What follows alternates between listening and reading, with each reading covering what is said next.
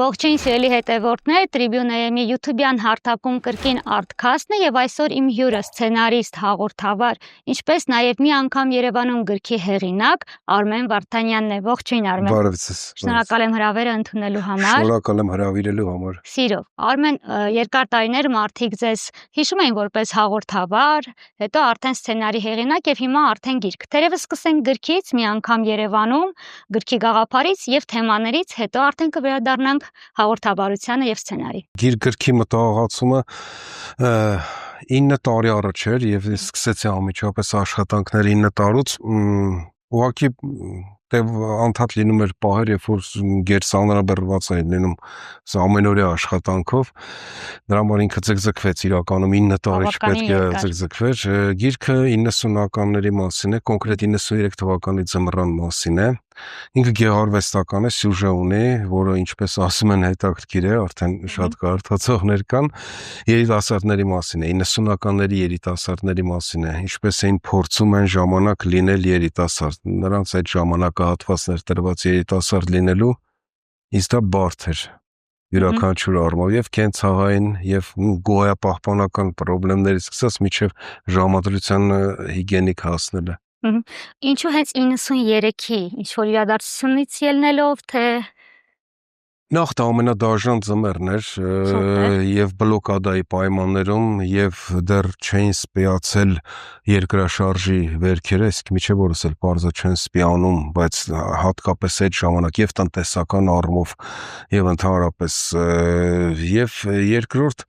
ես ուղղակի որպես նախկին սոցիոլոգ անդադ մարդկանց հարցնում էի 90-ականների որևէ գարուն կամ ամառ հիշում եք, ինչ որ իրադարձություն հիմնականում 10-ից 9, այո, հենց ամենադժվար է 93-ի ձմեռն են հիշում։ Նայումս առաջին հայացքից հիշելու շատ բան չկա, որտեղ իսկապես մի կերպ գոյատևել ենք, փառք ու պատիվ մեր ծնողներին, տատիկներին, պապիկներին, որ կարողացան այդ ժամանակ մենք երիտասարդ ենք, այնպես անեն, որ մեր երիտասարդությունը մենք զգանք ու կարողանանք ժամանակ եւ տրամադրություն գտնել երիտասարդ լինելու, չնայած ինքներս մենք էլ մեր հերթին մասնակցում էինք ընտանիքի այդ նույն գոյապահպանական խնդիրներին, որ 20-րդ դարում որևէ երկրի մայրաքաղաքում դու առավոտյան արթնանաս չպատկերացնելով, վստահ չլինելով նույն երեկոյան դու ունենալու ես ուտելիք, վառելիք, թե ասենք կարող նաեւ սարս։ Հիմա տենց ժպտալով այդ բոլոր ես ասում եմ բոլոր պատճառները, շատ են այդ պատճառները, ինչու հենց ես 93-ի ձմռանը որոշեցի անդրադառնալ։ Արմեն, տեսեք, բոլորը չնայած դժվարություններին 90-ականները կարծես նոստալգիայով ջերմությամբ են հիշում։ Անկախ դժվարություններից միշտ ինչ-որ լավ իրադարձություններ, լավ խոսակցություններ, ջերմություն են հիշում։ Ձեր կարծիքով դա ինչով է պայմանավորված։ Մարդը երբ որ անցնում է ժամանակ որևէ բարդ ժամանակահատվածից, մենք բոլոր յուրաքանչյուրս մեր կյանքի հերոսներն ենք, չէ՞, եթե ֆիլմ դիտարկենք, ինքներս յուրաքանչյուրս մեր կյանքի գլխավոր հերոսներն ենք։ Եվ հոգեբանության մեջ էլ եւ ընդհանրապես մարդը ինքը իր համար ամենալավ մարդն է, ամենաիդեալականը, հայ, նույնիսկ բաց թողած սխալները։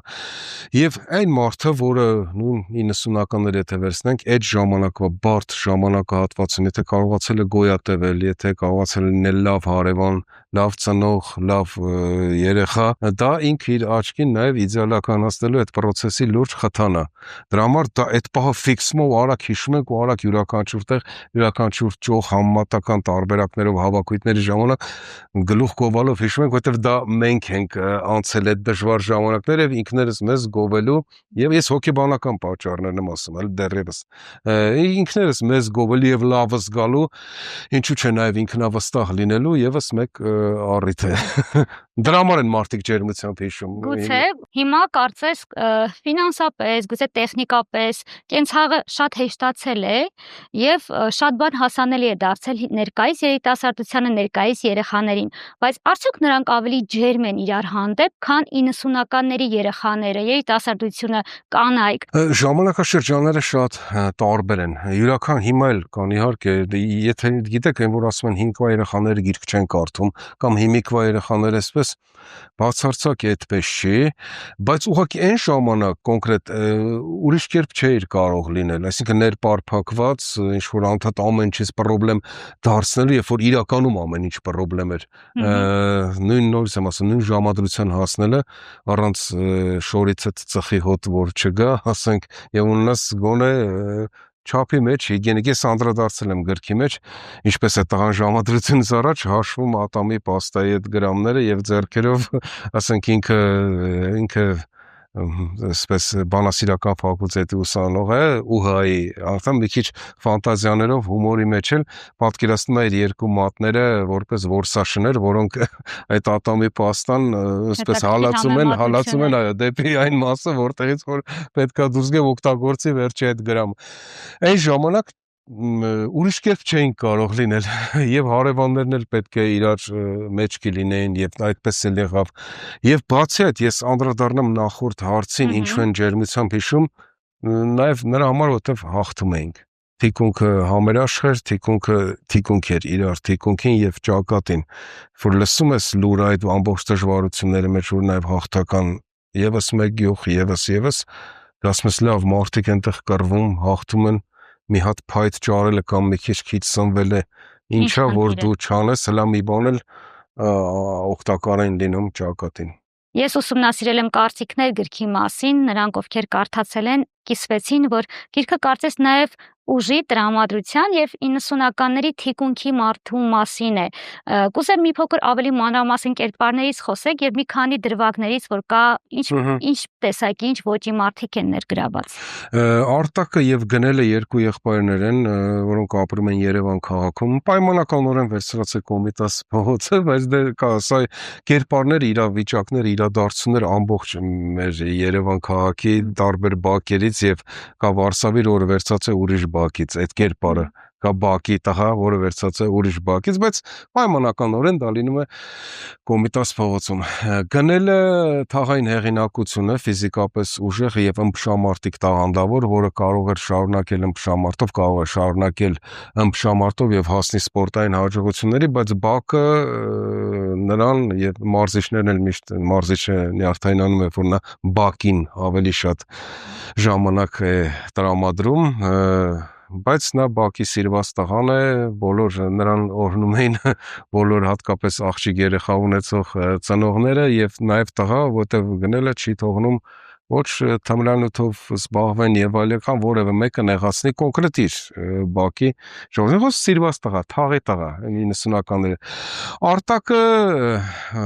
իր եղբայրը, փոքր եղբայրը սովորում է ԵՊ բանասիրական ֆակուլտետում, երրորդ կուրս շատ ճարպիկ, այդպես աղջիկների եւ կանանց այսպես դուշա կամպանի ռուսերեն ասած, մի քիչ երեսառած, շատ սրամիտ։ Ես փորձել եմ իմ կերպարը, եթե գրում ենք հումորով սրամիտ, փորձել եմ նա իսկապես սրամիտ, որտեղ ես մասնագիտությամբ հումորիստ։ Ես հիշում եմ ժամանակին կարդում ենք Վոյնիչի բոռը, այդպես հանձնարարված էր Վոյնիչի բոռը եւ այնտեղ Վոյնիչ ասում է այնքան սուր ասած այս պահը, միգուցե թարգմա բոռը այնպեսի սրամիտ բան, բայց հումոր չէին գտնում։ Սա ինչի այդքան շեշտում, որ ինքը հումորով է, մականունն էլ բոռ, եթե հումոր չեն կարողանում գտնել, թե ուզում եմ ասեմ, այնպես եմ արել, որ ինքը լինի իսկապես հումորով մարդ։ Եվ ընկերախումբը նրանց, որոնք շատ արագ էջերի ընթացքում դառնում են մշտական կերպարներ, 90-ականների երիտասարդությունը եւ հետո մի 20-30 տարի անց մեծ տարիքում նրանց հանդիպումը։ Արմեն, քանի որ դուք սցենարիստ եք, այնքան հետաքրքիր գեղեցիկ նկարագրեցիք, ես պատկերներ սկսեցի արդեն տեսնել, կարծես թե մտքումս ֆիլմի վերածվեց։ Արդյոք կա նպատակ կամ գուցե որպես սցենարիստ հենց ֆիլմի դրվագների հիմա, որտեղ դուք գեղեցիկ նկարագրեցիք թե արտաքինը, թե բնավորությունը, թե հումորի զգացումը կերպարների։ Կա այդպիսի տարբերակ մարդիկ կարծում են, ասում են ոնց որ ֆիլմ լինի, փորձել եմ ինքը նաև լինի գիրք գեղարվեստական գործ, բայց նախատեսում եք, որ ֆիլմ կլինի։ Նախատեսում եմ եւ շատ կցանկանամ եւ կարդացողներն էլ կարծես պնդում են, նույնիսկ արդեն կան մարդիկ էլ կան, որ պատրաստ են որոշ չափով ֆինանսավորել, բայց քանի որ սա ծմերային ֆիլմ է լինելու, ինքը էժան հաճույք չի, ինչպես ասում են, եւ հետո եթե գրքի վրա սախսել եմ 9 տարի, նույն այդ պերֆեկցիոնիզմը, քթիմաս վերաբերմունքը, բան, ֆիլմը չպետք է հապճեպ լինի եւ պետք է լավը լինի։ Լինելուց հետո պետք է լավը լինի։ Կամ գուցե ոչ 9 տարի, չէ, ասենք մի եթե տարի։ պետք է որ լավ լինի,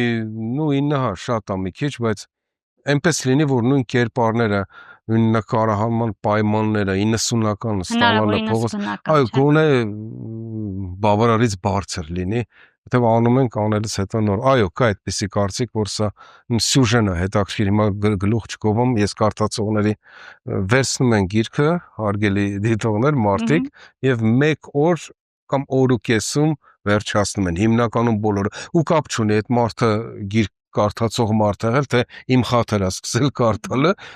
1 օր ու կես, այդպես է վերցրած ինքը, այնպես որ առաջարկում եմ, եթե կարդացել եք կամ պատրաստվում եք, ձեր կարծիքը անկեղծ թողնել կոմենտներում եւ Արմենը կկարդա եւ բոլոր նրանք, ովքեր կուզեն ֆիլմը դիտել, եւս թող կիսվեն։ Արմեն, դուք շատ հետաքրքիր մի թեմա ասացիք, որ կա գրքում թաղային հեղինակությունների թեման։ Իհարկե հիմա հետադարձ հայացքով ոմանք դա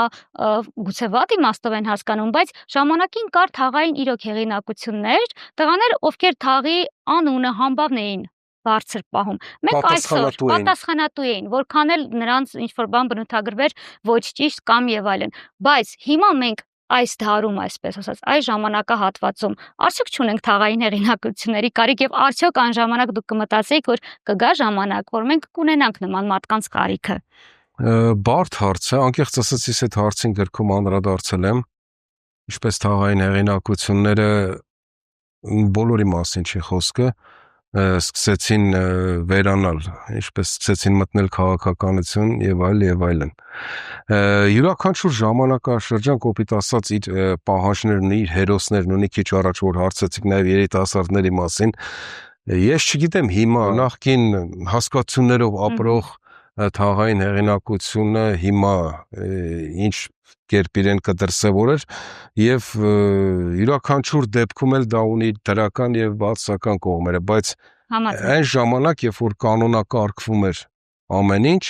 կանոնակարգված էր բակերով, կար բակ, անուն կամ մականուն, բակ, անուն, մականուն, եւ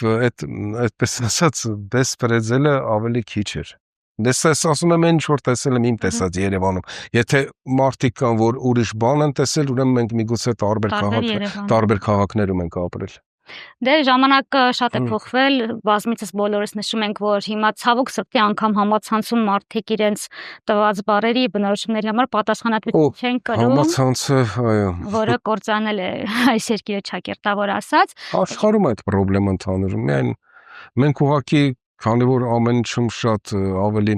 արագ ենք բևեռանում, արագ ֆետիշ ասում ենք, արագ մտցնում ենք ցեխը եւ այլը, չկա միջին կարծիք կամ համբերատարություն ենք այդպեսին, իսկապես ծայրահեղ ենք, շատ ծայրահեղ։ Իմ ներկայացումներից մեկում Ռաֆայել Երանեսյանի, այդ լեռների հետ կապված, որ կա լեռներ, կա տափաստան, չկա այդ միջին խավ դրա համար էլ չունենք։ Նակ Մարգարետ Թեչերը ժամանակին կարողացավ վերադարձնել Անգլիայի միջին խավը, որտեղ ինքը խանութպանի աղջիկ էր, գիտեր որ միջին խավը բուրժուան պետքա լավ ապրի, որ հետեւաբար դա լավ է եւ մեծահարուստի համար եւ այն մարդը որ նույնիսկ միջին խավ չի։ Մենք չենք էլ կարող բնավորությամբ լինել միջին խավ, որտեղ յուրաքանչյուրս 80%-ը աշխատանքի վայրում Երբ որ այդ բանի, որ պետք է աշխատենք, մտածում ենք ավելի լավ գործ գտնելու համար։ Ճիշտ է, համաձայն եմ։ Հիմնականում արտերկրում, ցավոք սրտի։ Դրա համար այդ է խնդիրը իմ կարծիքով, շատ պատանումները շատ արագ ատում ենք միջև վերջ կամ աստվածացնում ենք միջև վերջ։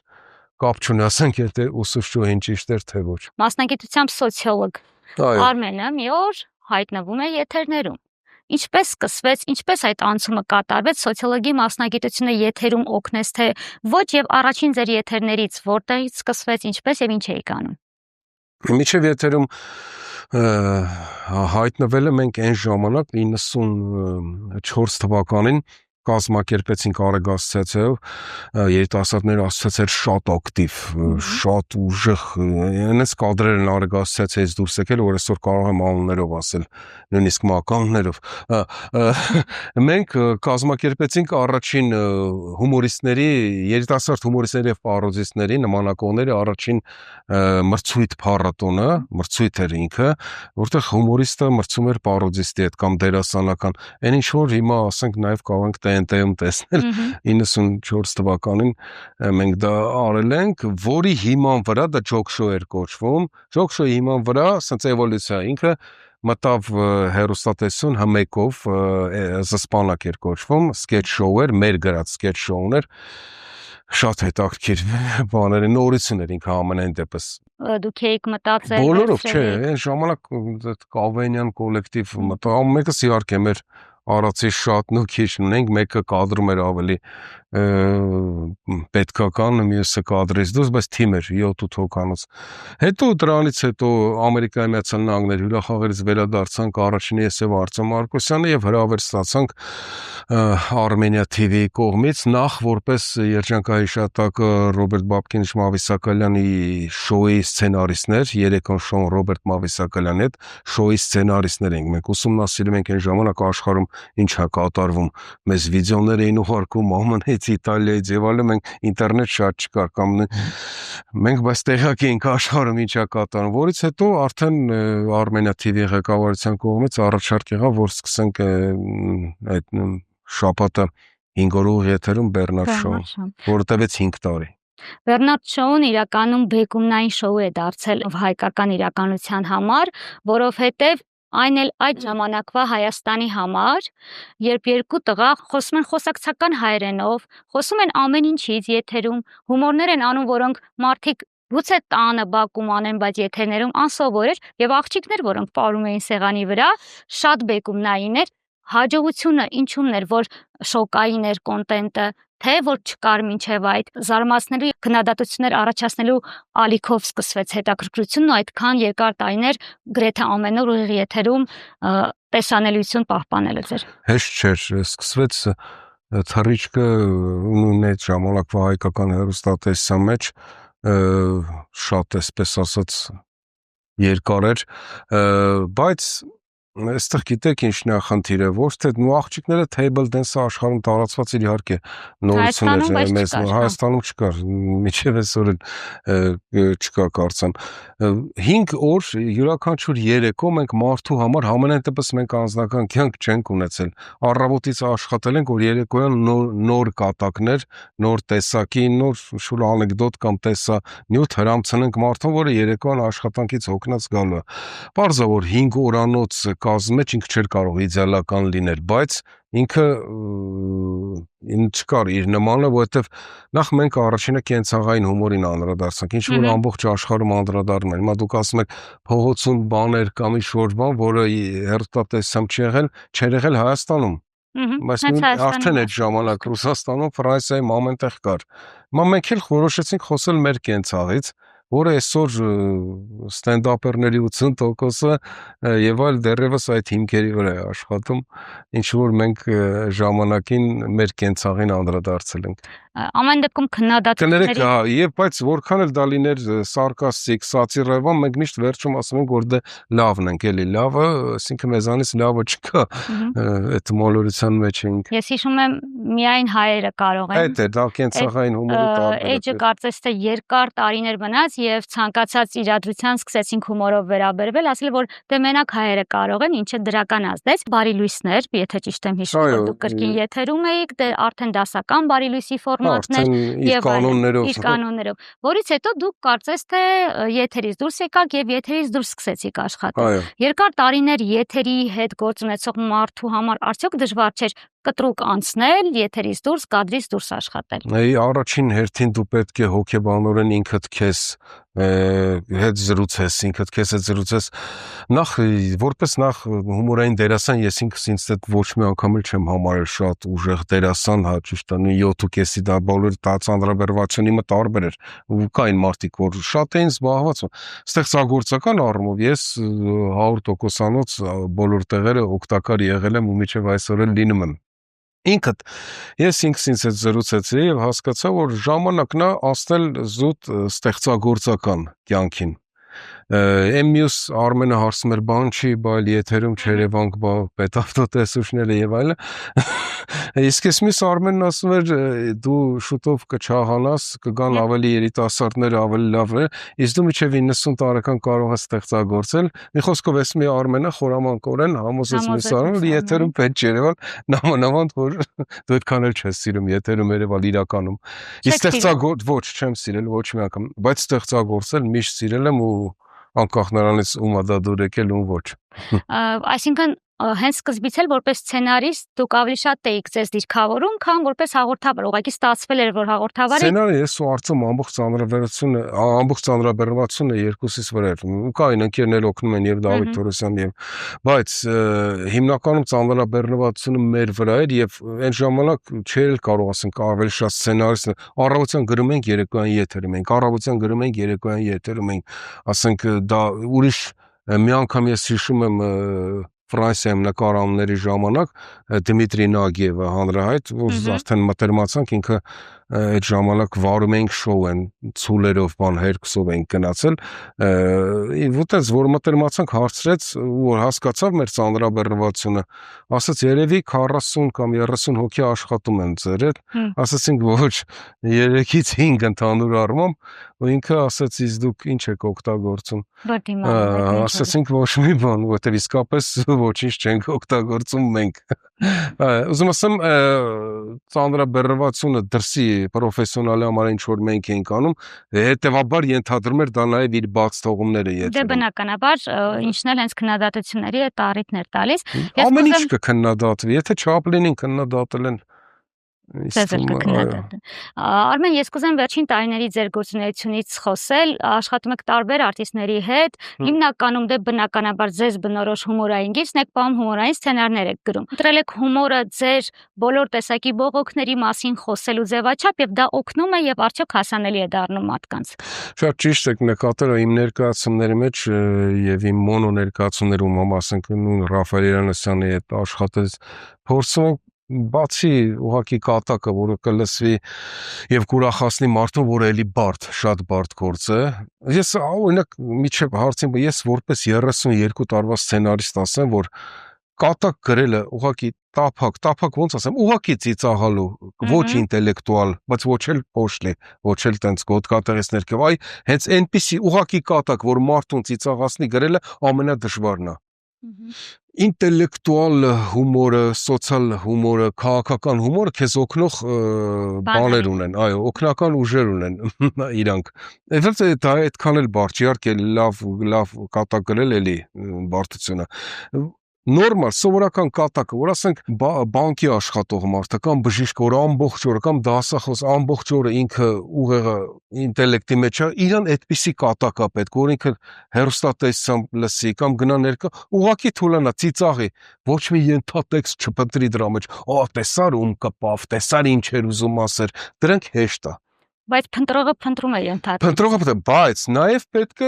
իհարկե, եթե դու պետք է կատակ ունենալ։ Պետք է, ես ունեմ, ես չեմ հրաժարվում այդ կատակի տեսակ, ես նկատի ունեմ, որ այնպեսի ուղակի ոչ մի հենց այնպես ծիծաղացնող կատակը գրել ամենադժվարն է։ Իմ գոլեգաները դա կարող են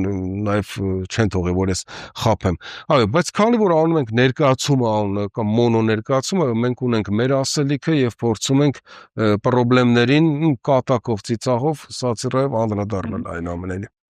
Ռաֆայելի հետ ձեր համագործակցությունը կարծես թե այնքանով ստացված է, որ նա ձեր ասելիքը իրոք կարողանում է տեղ հասցնել, բայց նրա հետ ընդհանրապես հեշտ է արդյոք աշխատել եւ ընդհանրապես երբ դուք եք գրում սցենարը, ձեր մտքերն են, որքան էլ նրանք համաձայն են, որքան էլ նրանց ասելիքն է կա, արդյոք նրանք հեշտությամբ եւ այնքանով ճիշտ են մատուցում, որ դուք կողքից լսելով հասկանում եք, որ դուք էլ այդպես կասեիք։ Նախ, երբ որ մոնո ներկայացման մասին է խոսքը, ամբողջովին սցենարը պետք է այդ մարդը անպայման մասնակցի սցենարին, կապ չունի, դա Ռաֆայելն է մյուսը մոնո ներկայացումը նույն իր կյանքի մասին, եթե այդ թեմայով են գնում, անպայման պետք է ինքը մասնակցի եւ մասնակցում է։ Հիմա էլ ես իմ գոլեգաների հետ եմ աշխատում երիտասարդ, որ գրում եմ Ռաֆայելը, բայց հիմնական ծանրաբեռնվածությունը սցենարի իմ վրա, այդպես ասենք, Ռաֆոն շատ է օգնում իրան ու այն բնական տաղանդը բացի որ ինքը ունի իսկապես քիչ հաղորդման ինչ կա այդ ենք ասում շատ օգնում է իրան որ ինքը ռեպերտուարային դերասան է կամերային թատրոնում դա գիտեք մշտական մարզավիճակ ոնց որ սպորտսմենը տաղանդավոր սպորտսմենը չմարզվի տարին մեկ կամ ամիսը մեկ երկու անգամ դուրս գա ինչ-որ մենամ ինքը մշտական մարզավիճակում է դրա համար որքան էլ տաղանդավոր լինես ասենք միմիկայով, պլաստիկայով կամ եթե շկոլա ունես, եթե ներկայացման ընթացքում զգում ես որ ընկել է ռիթմը այդ բարձրացնելը դա արդեն պրոֆեսիոնալ դերասանի վրնու ռեպերտուարային դերասանի նաև շկոլա է ձիրքը, որը դու մարդկանց հետ անդադ աշխատելով կարող ես հասնել դրան։ Այդտեղ արդեն ոչ սցենարիստը, ոչ քո անհատական տաղանդները չի օգնի։ Այդտեղ դա կա մասնագիտական, տեխնիկական որևէ բան, որը դու դա հասնում ես տարիների ընթացքում։ Դրա համար Ռաֆոյի մոտ այդ դա ավելի հեշտ է ստացվում։ Անկախ թե որ դերասանն է ներկայացնում, բայց կարևորը սցենարը ինչպես է գրված։ Եվ կուզեմ հասկանալ տարիների ընթացքում որպես սցենարիստ գնալով ավելի դժվարանում է հատկապես հումորային սցենար գրելը։ Այսօր ինչն է մեծամասշտաբ, էլի, ինչն է ծիծաղեցնում եւ ինչն է ավելի բարդ, ինչ մարտահրավեր ունեք, որը մարտահրավերները անդադ կամ իսկ այսօր ամբողջ աշխարհի սցենարիստների համար է բարդ, որպես ոչ միայն Հայաստանի սցենարիստներ, որտեղ յուրաքանչյուր երկրորդ բառի համար դու կարող ես հայտնվես դատարանում երկրորդ կատակի համար, ասենք։ Հիմա նայեք առաջվա սցենարիստները կարող էին մի քիչ իրենց թույլ տալ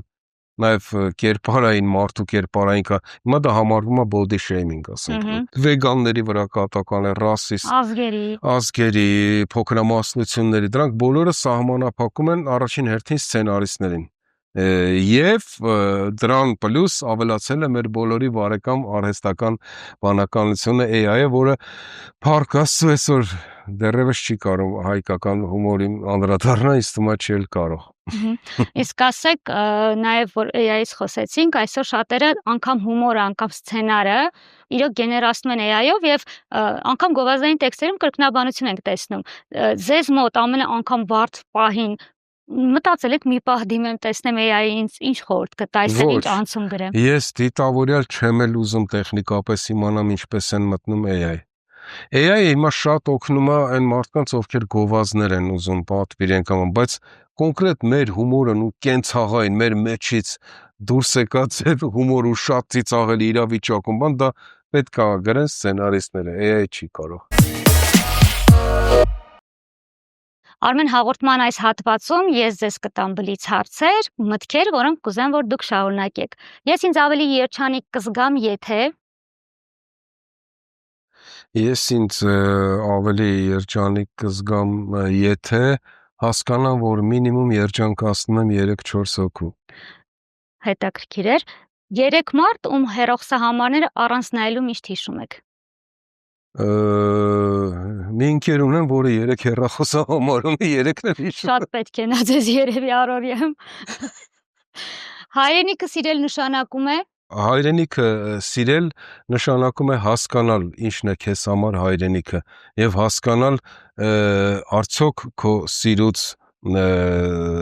նա ավելի թեթևանում է թե չկաս դու նրա համար ինձ համար հայրենիքը հողն է տարածքը այդ ծառերը այնտեղ ինչի վրա որ ես քայլում եմ դա ինչ որ հատկացված է մեզ որպես հայրենիք շնչավոր մարդիկ, ովքեր ղեկավարում են այդ հողը տարածքը, կապ չունի որ ժամանակաշրջանում չեն մտնում այդ հայրենիքի մեջ ինձ համար նեղանալ հայրենիքից ելնելով որոշ մարդկանց գործունեությունից կապ չունի որ ժամանակվա մարդկանցից ասենք հողից ինչի ես նեղանում քարից ծառից ինչի ես նեղանում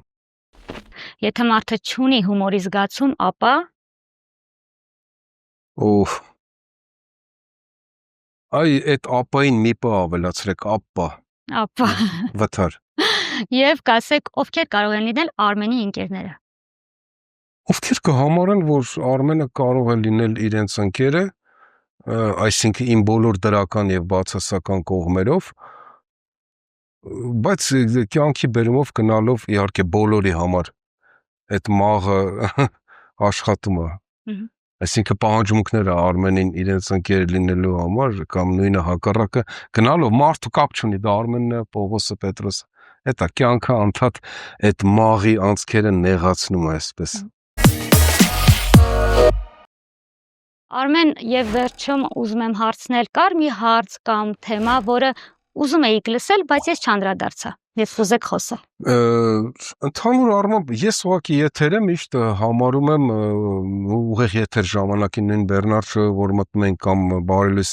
ինքնաթիռետ եմ համատում, սկսեցիր, բարձրացրեցիր, այդ բարձրանալը պետքա շատ արագ վստահ լինի, որ դիտեն, այսինքն դինամիկ լինի, անցավ որոշ ժամանակ թռնում ես ու վայրեջքը։ Եվ այսօրվա թռիչքի կոպիտ ասած օթարչուն կապիտանը դուք եք։ Դուք եք որոշում ինչպես եք թռել, այսինքն ես չեմ կարող ասել ինչու այսպես չմտակ։ Այսինքն ես պետքա գոհ լինեմ, որ դուք առոք-փառոք ինձ իջեցրիք օդանավական, շնորհակալ եմ։ Եվ ընթացքը ձեզ զուր եկավ։ Այո, այո։ Ես էլ եմ ջուրել շնորհակալ։ տվեցին։ Շնորհակալ եմ շատ եւ իհարկե գրքի մասին կարծիքներին սպասելու ենք։